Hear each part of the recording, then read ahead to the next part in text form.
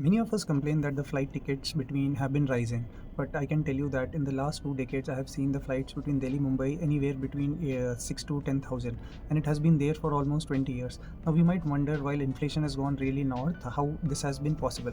Now, to explain you more, I would talk about this movie which I saw recently, which is called Sarfira, which means crazy, and this is about a crazy story of inspired by a real story of Captain Gopinath, who was the founder of Air Deccan Airlines. And Gopinath was very instrumental in bringing affordable airlines to India, and he did it by three ways. First, he hired aircraft which are smaller in size, more economical to fly, and fly short routes. The second thing he did is he operated not from the more popular airports, but from smaller airports. While it's like it was not that Delhi Chennai flight would be flying direct, but it would hop into one or two one places, maybe Delhi Nagpur, Nagpur Chennai. So that made it easy because they are flying through smaller aircraft and which are flying low and consuming less fuel. And third biggest thing which he did was to drive a very interesting campaign which made it gave it the very big marketing boost, which was air ticket you can fly at 1 rupees. Now how this 1 rupee campaign was pulled off was a very interesting story which the movie also talks about.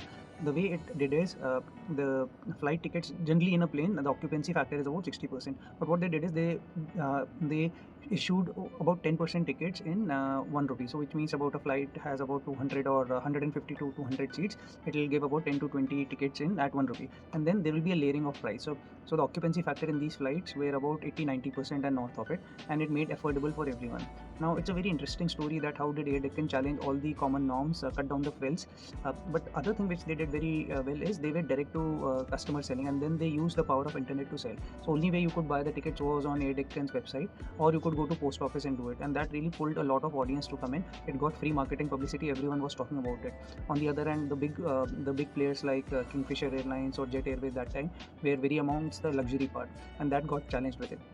So it's a very interesting story to look at. We talk about D2C today in the market, where D2C is very much into direct to customer, but about 10-15 years ago, Air Deccan was able to build the first kind of a D2C model for airlines and scale it up.